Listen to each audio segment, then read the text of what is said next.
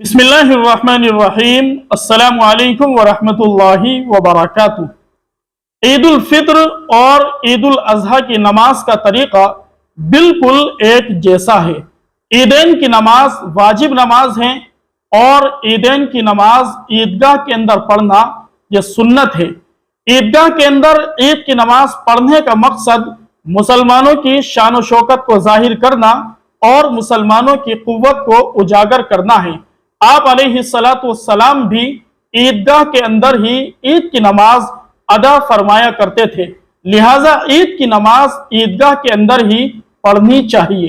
अल्लाह तबारक व ताला इस ईद कुर्बा को पूरी उम्मत मुस्लिमा के लिए अमन व सलामती का, हिदायत का, नजात का और बख्शिश का जरिया बनाए।